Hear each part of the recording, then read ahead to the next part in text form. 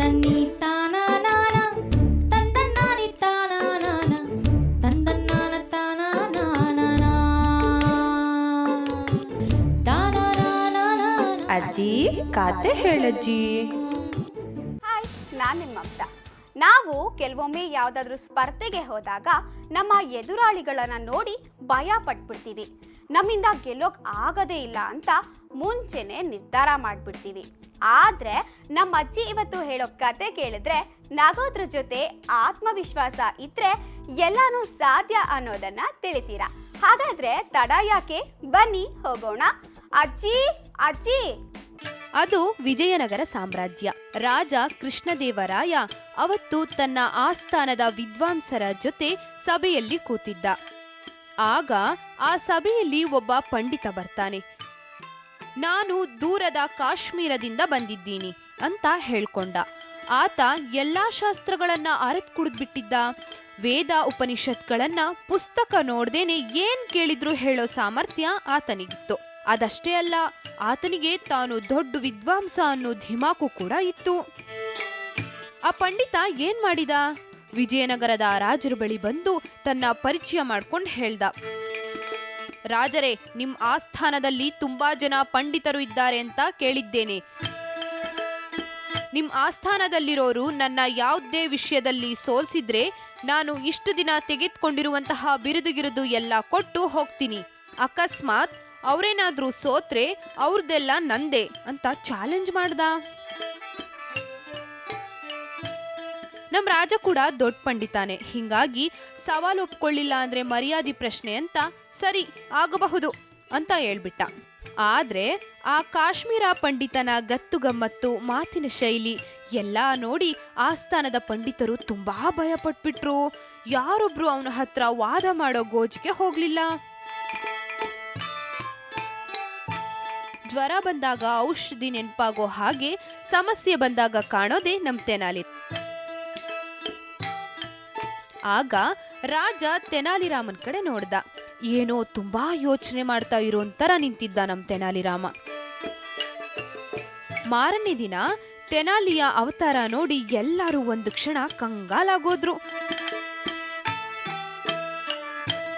ತಲೆಗೆ ಮೈಸೂರು ಪೇಟ ಹಾಕೊಂಡು, ಹೆಗಲ್ ಮೇಲೆ ರೇಷ್ಮೆ ಶಾಲನ್ನ ಹಿಡ್ಕೊಂಡು, ಎದೆ ಮೇಲೆ ಚಿನ್ನದ ಪದಕಗಳನ್ನ ಜೋಲಾಡಿಸ್ತಾ, ಕೈಯಲ್ಲಿ ಯಾವುದೋ ದೊಡ್ಡ ಗ್ರಂಥನ ಹಿಡ್ಕೊಂಡು ತುಂಬಾನೇ ಗಂಭೀರವಾಗಿ ನಡ್ಕೊಂಡು ಬರ್ತಾ ಇದ್ರೆ ಇವನು ಯಾರೋ ಮಹಾ ಪಂಡಿತ ಅಂತ ಎಲ್ರೂ ಅನ್ಕೋಬೇಕು. ಆ ರೀತಿ ಇತ್ತು ಅವನ ವರಸೆ. ನಮ್ ತೆನಾಲಿ ಗತ್ತು ಗಮ್ಮತ್ ನೋಡಿ ಒಂದು ಕ್ಷಣ ಕಾಶ್ಮೀರಿ ಪಂಡಿತಾಗೂ ಗಾಬರಿ ಆಗೋಯ್ತು. ಭಯಕ್ಕೆ ಅರ್ಧ ಆತ್ಮವಿಶ್ವಾಸವೇ ಕಳ್ಕೊಂಡ್ಬಿಟ್ಟ. ಆದ್ರೂ ಏನ್ ವಿಷಯ ಕೊಡ್ತಾನೆ ನೋಡೋಣ ಅಂತ ಕಾದ್ಕೊಳ್ತ. ಆ ತೆನಾಲಿ ಅಲ್ಲಿರೋರ್ಗೆಲ್ಲ ಕೇಳ್ದ, ಯಾರಯ್ಯ ಅದು ನಮ್ ಜೊತೆ ವಾದ ಮಾಡೋಕ್ ಬಂದಿರೋರು, ಕಳ್ಸೋ ಅಂತ ಧಿಮಾಕಲ್ ಹೇಳ್ದ. ಇದು ಕೇಳಿದ ಕೂಡ್ಲೆ ಪಂಡಿತ ಬೆವ್ತ್ ಹೋದ. ಹೆದರುತ್ತಾ ಬಂದು ತೆನಾಲಿ ಮುಂದೆ ಕುತ್ಕೊಂಡ. ರೇಷ್ಮೆಯ ಬಟ್ಟೆಯಲ್ಲಿ ತಂದಿದ್ದ ಗಂಟನ ನಿಧಾನವಾಗಿ ತೆಗಿತಾ ಹೋದಂಗೆ ಕಾಶ್ಮೀರಿ ಪಂಡಿತನ ಬಾಯೆಲ್ಲ ಒಣಗ್ತಾ ಹೋಯ್ತು. ತುಂಬಾ ಭಯ ಪಟ್ಟಿದ್ದ.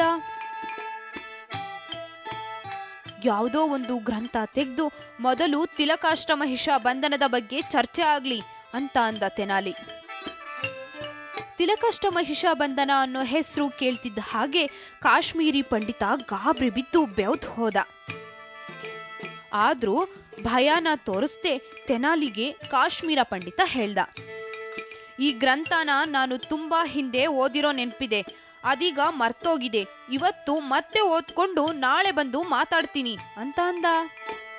ರಾತ್ರಿ ಇಡೀ ಎಲ್ಲಾ ಪುಸ್ತಕಗಳನ್ನ ಜಾಲಾಡ್ದ. ಓಹೋ, ಏನು ಪ್ರಯೋಜನ ಆಗ್ಲೇ ಇಲ್ಲ. ನಾಳೆ ನಾನೇನಾದ್ರೂ ಸೋತ್ರೆ ನನ್ನ ಹತ್ರ ಇರೋದ್ನೆಲ್ಲ ಕೊಡ್ಬೇಕಾಗುತ್ತಲ್ಲ ಅಂತ ಯಾರಿಗೂ ಹೇಳ್ದೆ ರಾತ್ರಿ ಊರು ಬಿಟ್ಟು ಹೊಡ್ದ. ಮಾರನೇ ದಿನ ರಾಜ ಈತನನ್ನ ಕರ್ಕೊಂಡ್ ಬನ್ನಿ ಅಂತ ಸೇವಕರಿಗೆ ಹೇಳ್ದ. ಸಿಗೋಕೆ ಆತ ಇದ್ರೆ ತಾನೆ, ಅವನು ಊರನ್ ಬಿಟ್ಟು ಹೋಗಿದ್ದಾನೆ ಅಂತ ಸೇವಕರು ಹೇಳ್ದಾಗ ರಾಜಂಗೆ ಆಶ್ಚರ್ಯ ಆಗೋಯ್ತು. ಅವತ್ತು ತೆನಾಲಿ ತಿಲಕಾಷ್ಟಮಹಿಷ ಬಂಧನ ಹಿಡ್ಕೊಂಡು ಆಸ್ಥಾನಕ್ ಬಂದ. ಆದ್ರೆ ವಾದ ಮಾಡೋರೇ ಇಲ್ಲ ಅಂತ ತಿಳಿತು. ಆಗ ರಾಜ ಕೇಳ್ದ, ತೆನಾಲಿ, ನಾನು ತುಂಬಾ ಗ್ರಂಥಗಳನ್ನ ಓದಿದ್ರು ತಿಲಕಾಷ್ಟ ಮಹಿಷಾಬಂಧನ ಅನ್ನೋ ಗ್ರಂಥದ ಹೆಸರೇ ಕೇಳಿಲ್ವಲ್ಲ, ಎಲ್ಲಿ ತೋರ್ಸು ನೋಡೋಣ ಅಂತ ಹೇಳ್ದ. ಆಗ ತೆನಾಲಿ, ರಾಜರೇ, ಇದು ಯಾವ ಗ್ರಂಥನೂ ಅಲ್ಲ, ಮಣ್ಣು ಅಲ್ಲ. ತಿಲಕಾಷ್ಟ ಅಂದ್ರೆ ಎಳ್ಳಿನ ಗಿಡದ ಕಡ್ಡಿಗಳು, ಮಹಿಷಾಬಂಧನ ಅಂದ್ರೆ ಕೋಣವನ್ನ ಕಟ್ಟುವ ಹಗ್ಗ ಅಂತ ಹೇಳಿ ತಂದಿದ್ದ ಎಳ್ಳಿನ ಕಡ್ಡಿ ಹಾಗೂ ಕೋಣದ ಹಗ್ಗವನ್ನ ತೋರಿಸ್ದ. ತೆನಾಲಿಯ ಬುದ್ಧಿವಂತಿಕೆಗೆ ಇನ್ನೊಮ್ಮೆ ಎಲ್ಲರೂ ಚಪ್ಪಾಳೆ ತಟ್ಟಿದ್ರು. ತಲೆ ಉಪಯೋಗಿಸಿ ರಾಜನ್ ಮಾನ ಕಾಪಾಡಿರೋದ್ಕೆ ತೆನಾಲಿಗೆ ಸನ್ಮಾನ ಕೂಡ ಮಾಡಿದ್ರು. ಅದಕ್ಕೆ ಹೇಳೋದು, ಜ್ಞಾನ ಇರಬೇಕು, ಆದ್ರೆ ಅಲ್ಲಿ ಅಹಂಕಾರ ಇರಬಾರ್ದು. ವಿದ್ಯಾದದಾತಿ ವಿನಯಂ ಅಂತ ಹೇಳ್ತಾರೆ. ಅಂದ್ರೆ ಎಲ್ಲಿ ವಿದ್ಯೆ ಇರುತ್ತೋ ಅಲ್ಲಿ ವಿನಯ ಕೂಡ ಇರಬೇಕು. ಅದಿಲ್ಲದೆ ಇದ್ರೆ ಕಾಶ್ಮೀರಿ ಪಂಡಿತನ ಹಾಗೆ ಅವಮಾನ ಮಾಡಿಸ್ಕೊಳ್ಬೇಕಾಗುತ್ತೆ. ಇನ್ನು ಕಾಮನ್ ಸೆನ್ಸ್ ಅಂತಾರಲ್ಲ, ಅದಿದ್ರೆ ಯಾವ ಯುದ್ಧದಲ್ಲಿ ಬೇಕಾದ್ರೂ ಗೆದ್ದು ಬಿಡೋದು ಸುಲಭವಾಗತ್ತೆ. ತುಂಬಾ ಫನಿ ಆಗಿತ್ತಲ್ಲ ಅಜ್ಜಿ ಕತೆ. ಅಯ್ಯೋ, ಕಥೆನ್ ಕೇಳಿ ನಿಮ್ಮನೆ ನಾಯಿ ಪಮ್ಮಿ ಕೂಡ ನಗ್ತಾ ಇದೆ. ಹಾ, ಈಗ ಪಮ್ಮಿಯ ದೊಡ್ಡಪ್ಪ ಚಿಕ್ಕಪ್ಪ ಬಗ್ಗೆ ಹೇಳೋಣ. ಅಂದ್ರೆ ನಾಯಿಗಳ ಬಗ್ಗೆ ತಿಳ್ಕೊಳ್ಳೋಣ. ಹೇ ಪಮ್ಮಿ, ಶ್ವಾನ ಪುರಾಣ ಕೇಳೋಕ್ ರೆಡಿನಾ? ಯಾಕೋ ಬೆಳಗ್ಗೆಯಿಂದ ಒಳ್ಳೆ ಹುಚ್ಚ ವೆಂಕಟ್ ತರ ಆಡ್ತಾ ಇದ್ಯಾ? ನನ್ ಮಗಂದ್ ಯಾವ್ದೋ ನಾಯಿ ನನ್ ಹೊಸ ಚಪ್ಲಿನ ಕಚ್ಚು ಹರಿದ್ಬಿಟ್ಟಿದೆ. ಯಾವ್ದೋ ನಾಯಿ ಮರಿ ಇರ್ಬೇಕು. ಹಲ್ ಬೆಳೆಯೋ ಟೈಮಲ್ಲಿ ಅವು ಚಪ್ಲಿ ಬಟ್ಟೆ ಅಂತ ಏನ್ ಸಿಗುತ್ತೋ ಅದನ್ನೆಲ್ಲ ಕಚ್ತಾ ಇರುತ್ತೆ. ಹಂಗ ಇವಾಗ್ಲೇ ಹಿಂಗೆ, ಇನ್ನು ದೊಡ್ಡ ನಾಯಿ ಆದ್ಮೇಲೆ ದೊಡ್ಡ ರೌಡಿ ಆಗೋದ್ರಲ್ಲಿ ಡೌಟೇ ಇಲ್ಲ. ಏನಿಲ್ಲ, ಒಳ್ಳೆ ಟ್ರೈನಿಂಗ್ ಕೊಟ್ರೆ ನಾಯಿಯಷ್ಟು ಒಳ್ಳೆ ಕಂಪನಿ ಕೊಡೋ ಪ್ರಾಣಿ ಮತ್ತೊಂದಿಲ್ಲ. ಬೋಬೋ ಬಗ್ಗೆ ತುಂಬಾ ತಿಳಿದಂಗಿದೆ. ಈ ಶ್ವಾನ ಪುರಾಣ ಒಂಥರ ಇಂಟ್ರೆಸ್ಟಿಂಗ್ ಆಗಿದೆ. ನಮ್ ಕಿವಿಗೂ ಸ್ವಲ್ಪ ಕೇಳ್ಸಮ್ಮ. ಹಾ, ಜಗತ್ತಲ್ಲಿ ಒಟ್ಟು 340 ನಾಯಿ ತಳಿಗಳಿದೆ. ಹೀಗಂತ ನಾನೆಲ್ಲ ಹೇಳಿದ್ದು, FCI ಅನ್ನೋ ಸಂಸ್ಥೆ ಹೇಳಿದ್ದು. ನಾಯಿಗೂ 100 ಜಾತಿ ಅಂತಾರಲ್ಲ, ಇದಕ್ಕೆ ಇರಬೇಕು. ಈ ನಾಯಿ ಜೊತೆ ಮನುಷ್ಯನಿಗೆ ನಂಟು ಬೆಳೆದಿದ್ ಯಾವಾಗ್ಲೋ. ಸುಮಾರು 3000 ವರ್ಷದ ಹಿಂದೆ ಗೋಡೆ ಮೇಲಿನ ವರ್ಣಚಿತ್ರದಲ್ಲಿ ಒಬ್ಬ ಮನುಷ್ಯ ನಾಯಿಗಳ ಜೊತೆ ಇರೋದಿದೆ. ಇದ್ರ ಪ್ರಕಾರ ಆಗ್ಲೇ ಇತ್ತು ಅಂತ ತಿಳಿಬಹುದು. ಮನುಷ್ಯಂಗೆ ಆಗ್ಲೇ ಗೊತ್ತಾಗಿತ್ತು ನಾಯಿನೇ ಬೆಸ್ಟು ಅಂತ. ಇರ್ಲಿ ಬಿಡು, ಈ ನಾಯಿಗಳು ಎಷ್ಟು ವರ್ಷ ಬದುಕುತ್ತವೆ? ಸಾಮಾನ್ಯವಾಗಿ 15ರಿಂದ 20 ವರ್ಷ ಬದುಕತ್ತೆ ಈ ಕುತ್ತೆ. ಆಸ್ಟ್ರೇಲಿಯನ್ ಕ್ಯಾಟಲ್ ಅನ್ನೋ ನಾಯಿ 29 ವರ್ಷ ಬದುಕಿರೋದು ಈಗಿರೋ ರೆಕಾರ್ಡು. ಅದಕ್ಕೆ ಹುಟ್ಟಿ ವಾರದೊಳಗೆ ಓಡಾಡೋದು. ಇನ್ನು ಈ ನಾಯಿ ಸಾಮ್ರಾಜ್ಯದಲ್ಲಿ ಅತಿ ದೊಡ್ಡ ನಾಯಿ ಯಾವುದು? ಗಿನ್ನಿಸ್ ಬುಕ್ ಅಲ್ಲಿ ಸದ್ಯ ಹೆಸರಿರೋದು ಜಿವುಸ್ ಅನ್ನೋ ನಾಯಿ. ಇದು ಗ್ರೇಟ್ ಡೈನ್ ಅನ್ನೋ ತಳಿಗೆ ಸೇರಿದ್ದು. 1.11 ಮೀಟರ್ ಎತ್ತರ ಇದೆ. ಅಂದ್ರೆ 3.5 ಅಡಿಗೂ ಜಾಸ್ತಿ, ಗೊತ್ತಾ? ಅಯ್ಯೋ ನಾರಾಯಣ, ಅಷ್ಟೆಲ್ಲನಾ? ನೋಡೋಕೆ ಭಯಾನಕವಾಗಿದ್ರೆ ಡೇಂಜರ್ ಅಂತ ಅಲ್ಲ. ಜಗತ್ತಿನ ಮೋಸ್ಟ್ ಡೇಂಜರಸ್ ನಾಯಿಗಳ ಬಗ್ಗೆ ಕೇಳಿದ್ರೆ ಅದ್ರೋಗ್ತೀಯಾ?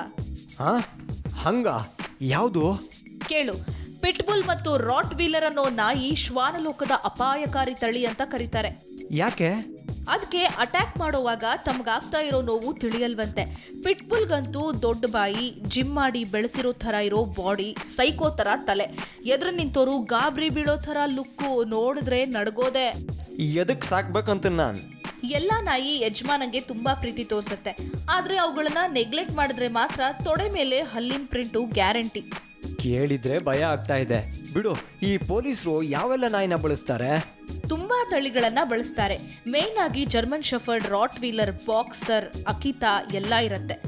ಸದ್ಯ ತುಂಬಾ ಕಾಸ್ಟ್ಲಿ ನಾಯಿ ಯಾವುದು? ತುಂಬಾ ಕಾಸ್ಟ್ಲಿ ಅಂದ್ರೆ ಚೀನಾದ್ದು ಒಂದು ತಳಿ ಇದೆ, ಟಿಬೆಟನ್ ಮಸ್ಟಿಫ್ ಅಂತ. ನೋಡೋಕೆ ಸಿಂಹಕ್ಕಿಂತ ಭಯಂಕರವಾಗಿದೆ. ಇದ್ರ ಬೆಲೆ ಸುಮಾರು 16 ಲಕ್ಷ. ಅಬ್ಬಾ, ಅದಕ್ಕಿಂತ ಊರ್ ನಾಯಿ ತಂದು ಸಾಕೋದು ಕಮ್ಮಿಲಿ ಆಗುತ್ತೆ. ಒಬ್ಬೊಬ್ರಂತೂ ನಾಯಿನ ಮಕ್ಳ ಥರ ಸಾಕ್ತಾರೆ. ಸ್ವಂತ ಮಕ್ಳಿಗೂ ಅಷ್ಟು ಕೇರ್ ತಗೊಳ್ಳಲ್ಲ. ತುಂಬಾ ಸಲಿಗೆ ತೋರ್ಸೋ ನಾಯಿ ಇದ್ರೆ ಹೇಳು, ನಾನು ಒಂದ್ ಸಾಕ್ತೀನಿ. ಪಮೇರಿಯನ್ ಮುದ್ದಾಗಿರತ್ತೆ. ಹಾಗೆ ಪಗ್ಗನ್ನೋ ನಾಯಿ ಕೂಡ ಸಾಕೋಕೆ ಸೂಪರ್ ಆಗಿರತ್ತೆ. ರೇಟ್ ಎಷ್ಟು? 2,000 - 3,000 ಅಷ್ಟೇ. ಅಷ್ಟೆಲ್ಲ ಇರುತ್ತಾ? ಜಾತಿ ನಾಯಿ ಬೇಡ, ನಾಯಿ ಜಾತಿ ಸಾಕು. ಎಲ್ಲಾ ನಾಯಿನೂ ಬೋಬೋ ಅನ್ನೋದೆ, ಲೈಟ್ ಕಂಬ ಕಂಡಾಗ 3 ಕಾಲಲ್ಲಿ ನಿಲ್ಲೋದೆ. ನೀನ್ ದೊಡ್ಡ ಕಂಜೂಸ್ ಅಂತ ಗೊತ್ತು. ಹೋಗು, ಬೇರೆ ಚಪ್ಪಲಿ ತಂದು ಲಾಕರಲ್ಲಿ ಇಡು. ಅದನ್ನು ನಾಯಿ ಕಚ್ಚಿದ್ರೆ ಕಷ್ಟ.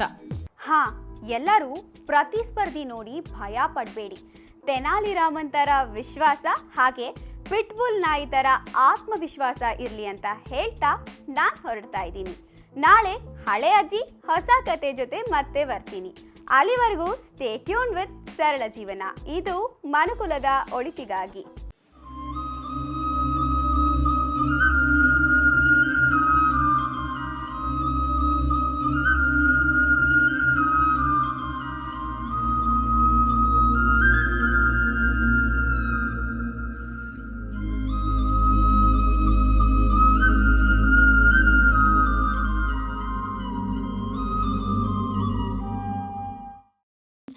ತಂದನ್